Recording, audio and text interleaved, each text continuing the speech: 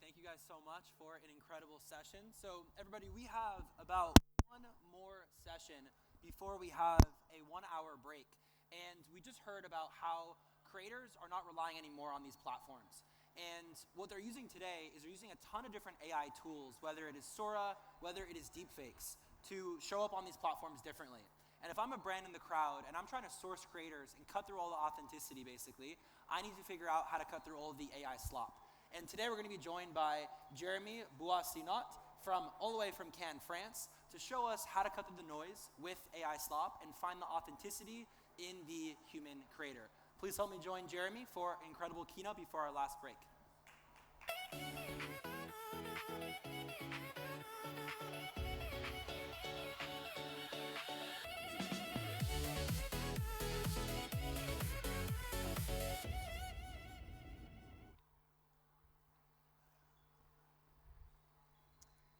All right.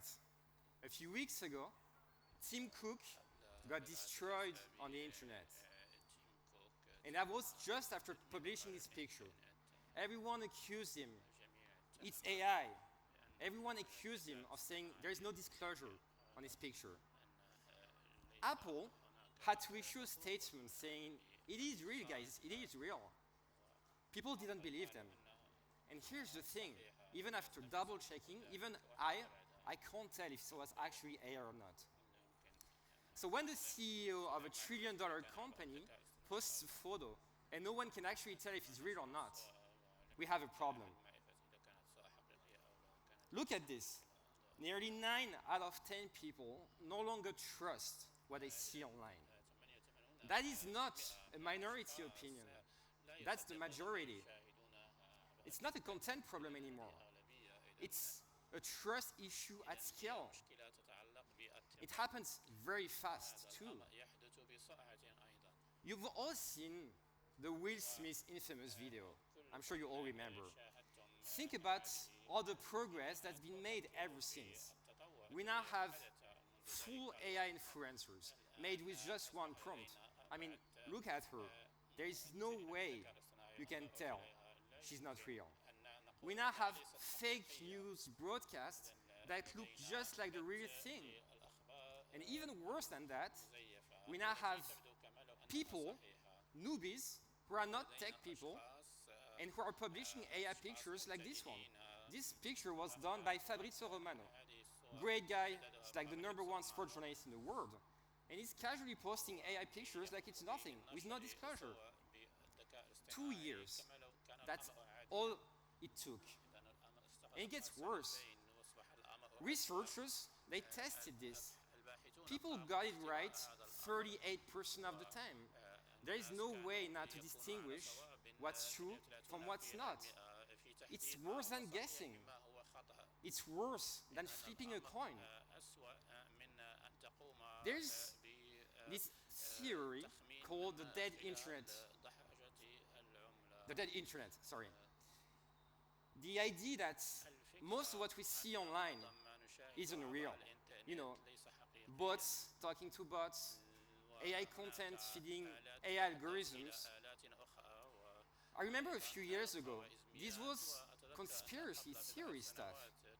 And I run a company that tracks millions of creators, and I can assure you, it's not a theory anymore. It's Tuesday. It's happening right now on every major social platform. So let me show you a few examples. Let's start with the most obvious, X. You see this guy, Radio Genoa, one of the most influential accounts on the platform right now. Millions of impressions. We're talking about a huge reach, top 100 accounts right now on X. He's a Russian puppet. He's state propaganda disguised as a real person. And there's tons of accounts like this on X. And the algorithm rewards it. LinkedIn. You'd think it's safer, right? Professional network, real names, brutal moderation. Well, think again. If you had a big influencer commenting on your posts lately, well, I have bad news for you. It's super likely it wasn't them, but a virtual assistant doing the job.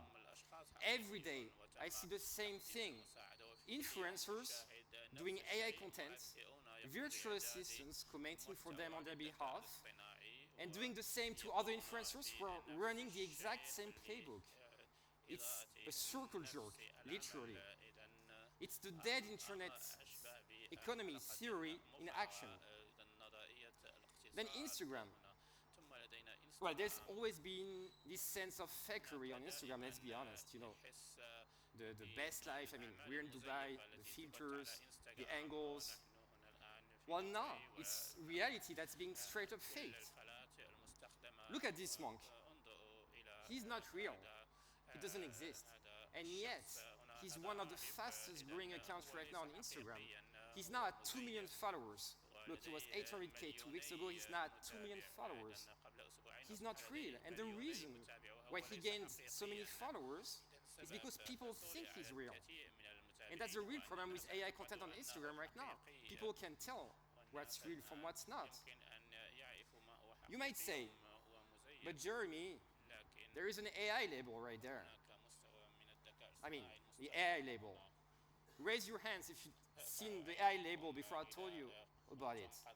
Okay, one person. See, that's the big problem with AI content. The audience doesn't know.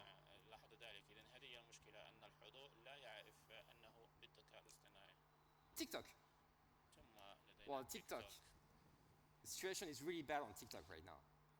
AI faces reading AI scripts, millions of impressions, no disclosure whatsoever, as you can see here. Real creators on TikTok, they're playing the game, they want, like 4K videos, they want, like a nice camera, they think they need a personality. Meanwhile, you have AI accounts doing millions of impressions with AI slideshows and AI videos that literally, and I promise you, literally takes 5 minutes to make. So real creators, they are playing the game on hard mode. And that's a big problem right now because the audience is being trained to prefer garbage. And we get back on this after that, but the fact that the audience is getting trained to learn garbage is really bad. Short form content on social media right now costs nothing to make, virtually nothing to make. There is no barrier to entry anymore. And then you have YouTube. All right, YouTube is interesting. This is where AI slop meets brain rot. No, brain rot. I love this word. It's my new favorite word. It sounds really bad. It's as bad as it sounds. Brain rot is content that's designed to grab your attention. Loud cuts, zero value content. And the algorithm loves it. 2 years ago, listen to this, 2 years ago, 100% of the top YouTube shorts were all human-made. Now, 20 to 40% are AI, 20 to 40%. And with the current rhythm, it might be 80% in 12 months. 80%, think about it, 80% of the top YouTube shorts might be AI in 12 months. And that's why I told you before about the audience that's being trained to learn garbage. It's going to have a very bad effect on attention spans for a lot of people. So this is very costly for creators, as you can imagine, because like I said before, they're competing against unfair competition whatsoever. This is also very bad for brands. So this is a real-life example from our platform, from a brand that ran an influencer campaign with 3 creators, which they picked on follower counts alone. I know, right? $20,000 they spent on this. Here's what they got in return. 0 demo, 0 pipeline, 0 code, nothing. $20,000 vanished. This is what happens when in an AI slop world, you pick creators with what you can see on the surface. You can't trust anything anymore. So at this point, if you work in the social media industry, you might think that maybe you made some bad career choices. So the billion-dollar question right now is, and I'm not going to say the word that an intern used for this slide, are we screwed? Okay, here's the thing. You can fake anything these days, anything. A post, a video, you can fake reading the terms and conditions on a social media platform. But there's something you cannot fake all the way, a human. With all the little things that make each person unique, with all those small things that anyone have for themselves. A human is made of patterns, and patterns don't lie. This is what we've built with Favikon, my company, an authenticity score, and I wish we picked an easier name to pronounce, that looks at all those patterns. Not just one pattern, not just like engagement rates or all this bullshit from a few years ago. We look at everything. How the creator engage, who he's been talking to. Think of it as a background check for creators, the kind you wish you've done a previous relationship. Because patterns don't lie. You look at, one red flag. We all have bad weeks. A creator can have a bad week. But everything in red, there's something fishy going on. Patterns don't lie. That's the reality of our AI slop board. If you want to pick a creator that's good, you need to look at patterns. Remember that 20K disaster I showed you before? Well, this is how the creators scored in our system. 2 of them scored 0. The third one way below average. So you see, the warning signs, they were there, but they didn't even look. But I don't blame them, because most brands, they run still on an old playbook. You see, for a decade, marketing was super simple. Get the biggest influencers, make as many views as possible, make a splash. This is what I call the 3 Bs. Broadcast, buzz, big numbers. This is exactly what happened to the brand I showed you before. They saw big numbers. They didn't even cross their mind to look at if any of it was real, because they weren't in an AI slop world yet. But now, in an AI slop world, you need to look at 3 Cs. Community. Are people talking back? Consistency. Is this like a one-time thing, one viral moment, or has it been going on for a few years? Credibility. Do other creators vouch for this person? Let me show you an example. Amazon just ran a textbook example of a 3 Bs campaign. They got the biggest creator. Mr. Beast, you won't make bigger than that. Big buzz, big numbers. Like Trump right now. So they put everything into it, and I can tell you something. The marketing team was popping champagne. This is what they got in return. 300 peak players. Sales team wasn't popping champagne. Let me show you this vector campaign now. Sounds super boring, right? LinkedIn, boring. The posts don't even get me started on the post. And the company, Vector. No offense to the Vector fanboy out there, if there's any, but it's no Apple. And yet, this is what they got in return, almost more than $1 million in pipeline, because they had all the 3 Cs. Community, very engaged audience of actual marketers. Consistency. These people have been talking about this subject for years. And credibility. 2 of the creators were actual users before doing the campaign. So you see, in an AI slop world, 3 Cs win. Compare it to the 300 big players campaign.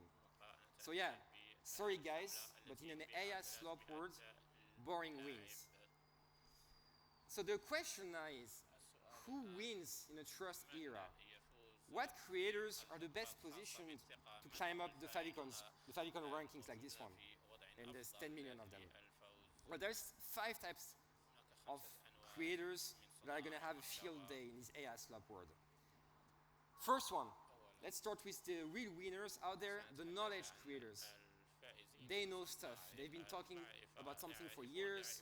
It's not, like the very basic ChatGPT text. They have interesting things to say and they share it on social media. The B2B creators, industry insiders talking to professionals.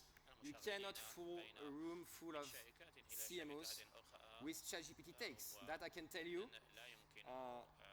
And if you're a CMO in the room, tell me afterwards if it's true or not. Then you have the building public creators, very interesting category. It's people sharing their experience in real time. The success, but also the failures. And they share everything. And nothing screams authenticity more than admitting you screw up on social media. And then you also have the niche obsessive creators, sometimes referred to as the freaks. They have one topic, one expertise, and they go all in. Like this speech therapist from Dubai. Even AI doesn't know what to do with content because it's so niche. But these creators are having a field day, I can tell you for sure. And finally, you have the community builder creators.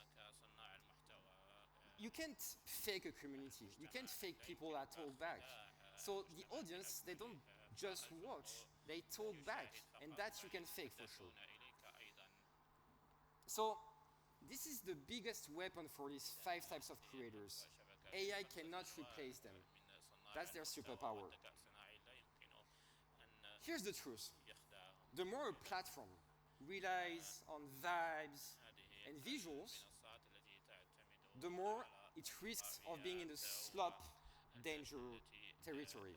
Instagram, TikTok, Facebook. Podcasts, newsletters, Discord, Reddit. You can't fake a 2-hour conversation with real humans. Okay, I know what you're thinking right now. You're going to tell me about Jeremy, LinkedIn. Yeah, there's lots of slop on LinkedIn. But the content that gets viral on LinkedIn, that gets thousands of likes, it's not the content that converts in B2B. The motivational bullshit you see every day, I'm sure, on your feed, doesn't convert. Who cares? But real B2B content in this industry, B2B industries in general, works extremely well because people trust the experts. And this is why B2B influencer marketing is working so well, because essentially, if you're a real B2B creator and if you've done your homework, obviously, the ROI is just crazy. So if you're a marketer and just have one big takeaway from this presentation is that to keep is trust scales through data. You want more trust? Find the creators who already have it. Maybe you don't believe me with everything I've said so far. It's okay. I brought some reinforcements. The CEO of Instagram himself, he just published a memo that, in my opinion, will be like Einstein publishing relativity, but for marketers. It's going to go down in social media history, seriously. He's basically admitting that platforms cannot solve it by themselves. They need help. They need to understand more about the context of each creator, who they are, what they do, etc. Does that ring a bell? Yeah, that's exactly what we're building at Favikon. So Adam, if you're watching this, call me, DM me. Our cap table is still open, but sorry, not sorry, I will still not be using threads. So, the $1 billion question now, you remember the photo I showed you before, at the very beginning, from Tim Cook? So the question is, was this photo authentic or not? Is Tim Cook authentic or not? You know how to find out, favikon.com. Thank you very much.